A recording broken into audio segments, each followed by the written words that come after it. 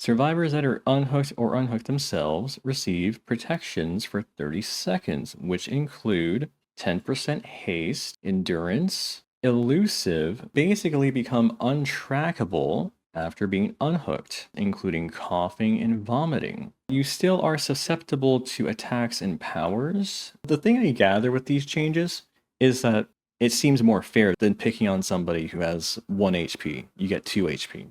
But these are a lot of changes to make. It's like a lot of band-aids to put on. Oh wait, that's new.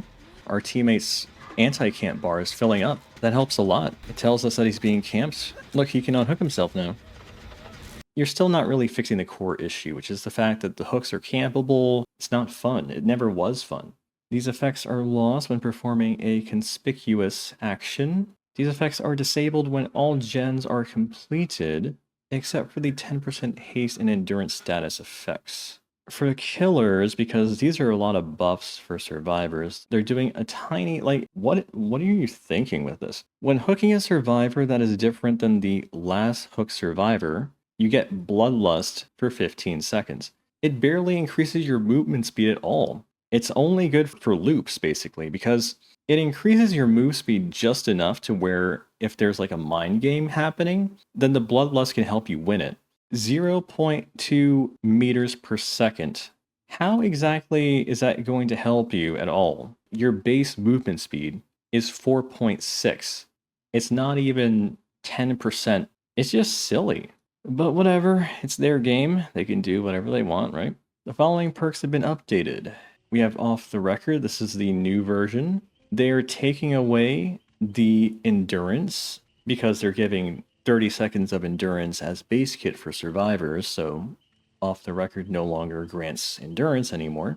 Your aura is hidden from the killer, your grunts of pain are silenced, and you leave no scratch marks. These benefits last 80 seconds up from 30 seconds. However, I think 30 seconds is more than enough to reset, and that's basically what Off the Record is for. It's so you can lose the killer, heal up in a corner without having to worry about barbecue or nurses calling or anything, and get back in the game safely. So I don't think this is going to be used as much, but you know, it's still something if you want that extra insurance.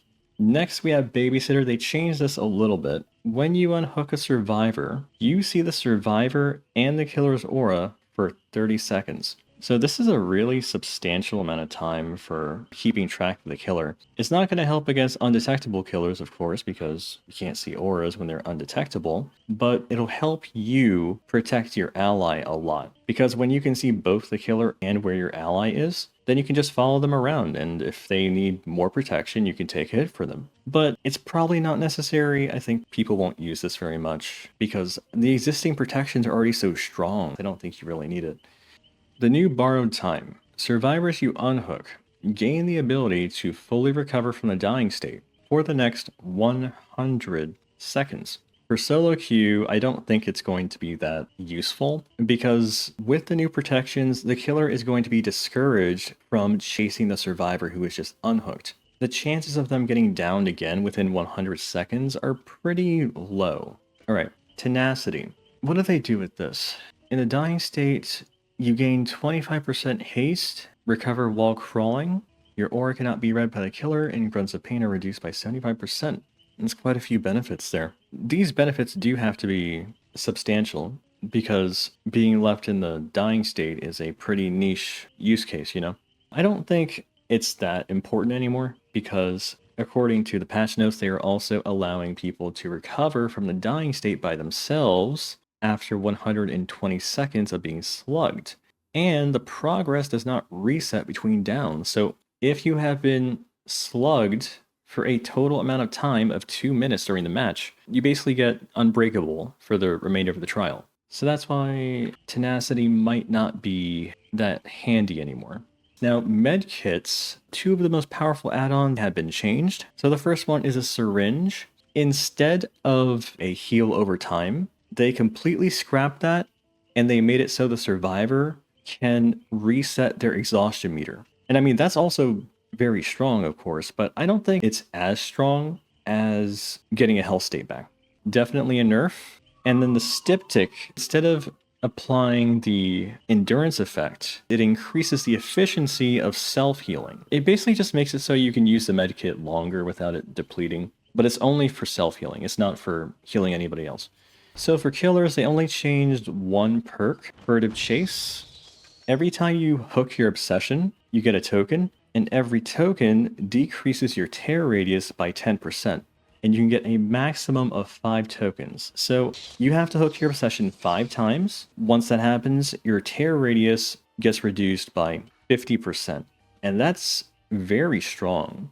But of course, that's going to take a while to get. So it's definitely not a perk that's out of the box OP, but if you combine Furtive Chase with Monitor, I'm not sure if it's additive or if it's multiplicative, but that's a very small tear radius. So anyways, this whole patch is about anti-tunneling, anti-camping, although I think one of my favorite changes is that they sped up the login to the game. It used to take a full minute to log in, but now it only takes like 30 seconds because they took out some of the loading screens and the disclaimers and stuff, so that's good. In terms of how all these changes will affect the players and how they behave, I'll put quotes around it. As long as you play fair, you know, whatever fair is, whatever behavior defines fair to be, the Survivor Handbook version of fair, then these changes won't really... I'm not going to say they're not going to impact you, because they're going to impact you, okay? You can't get survivors out of the game as quickly as you used to be able to with these changes, okay? That's just the truth. And killers are going to have a harder time across the board. But some killers are going to have a harder time than others.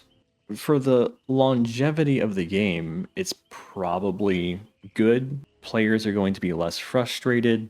How many people are going to quit over these changes? You know, probably a decent amount, but the game's going to keep growing because licensed killers, they just bring in so many new faces that it doesn't even matter if the players are hemorrhaging. So, anyways, I'll see you later.